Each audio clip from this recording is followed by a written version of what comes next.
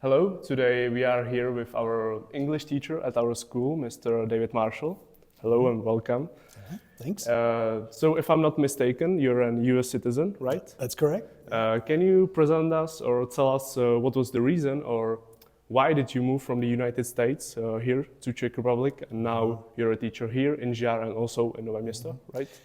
Well, that's a pretty long story because I've been here for quite a long time and actually moved back and forth several times from the US to here and back and forth. But the short answer is because of family.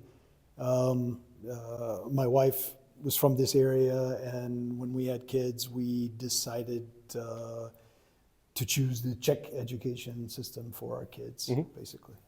So your wife is somewhere from here, from the region? Yeah, from the Bystrica nad Pernštejnem. Okay, yeah. All right. So you're a U.S. citizen, so do you vote in the United States? Yes. I'm still a registered voter, still a citizen of South Carolina, so yeah. I can So vote. did you vote in the previous election? Yes, I did.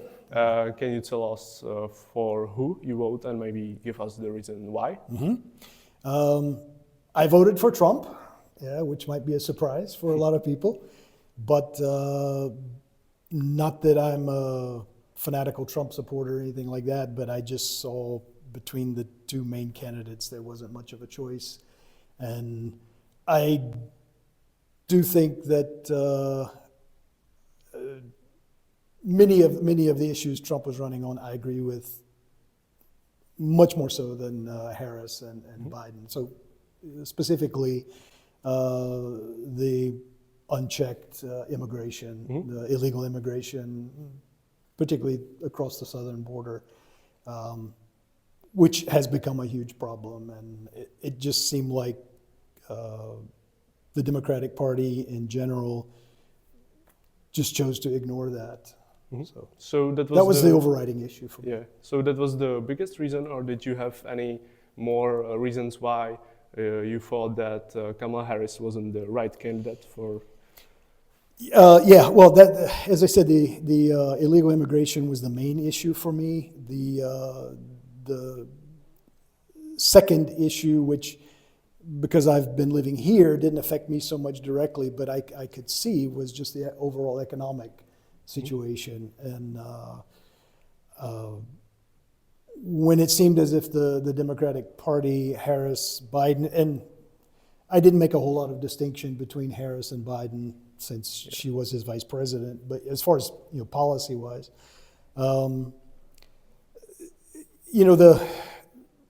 basically trying to gaslight people into thinking that the economy was doing okay, that things aren't so bad, inflation wasn't really affecting people.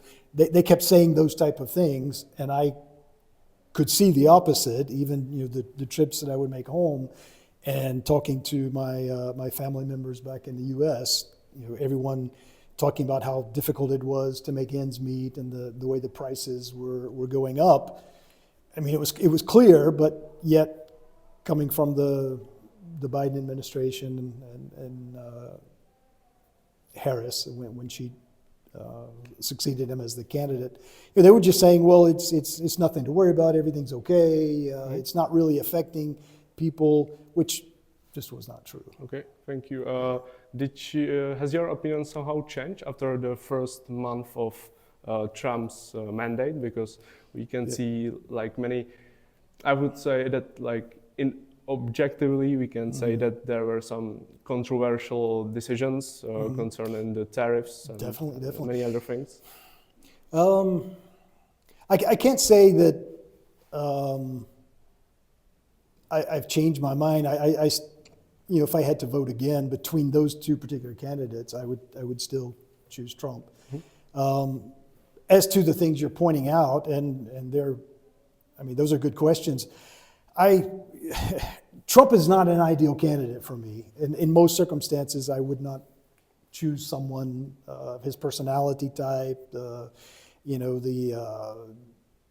sending out the tweets, early morning hours, attacking people personally.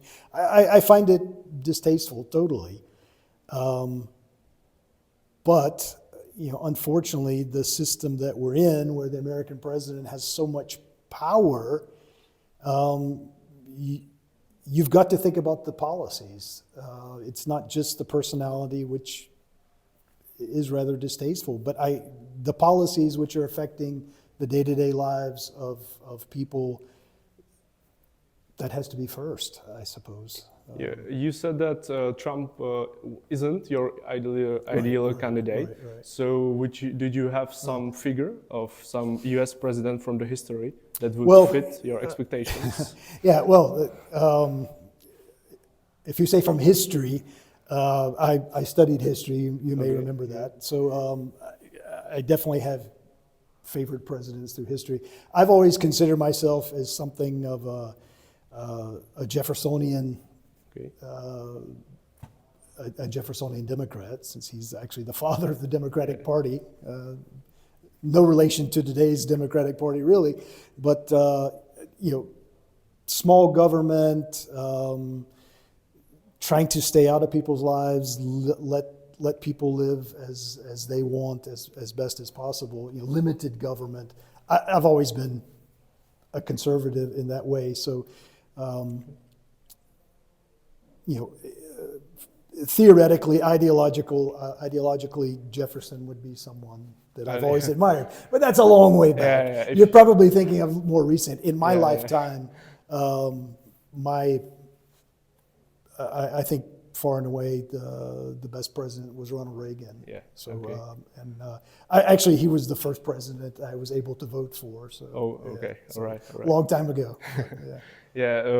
When you mentioned Ronald Reagan, he was also one of, I would say, like really important figures in the building of new Europe, I would say. So how important it is for you personally that the relationship between United States and Europe stays strong? Well, I think it's very important, and personally, politically, economically, all of that. I hope the relations will stay strong, and I think they will. I mean, there's a lot of hot air, just rhetoric.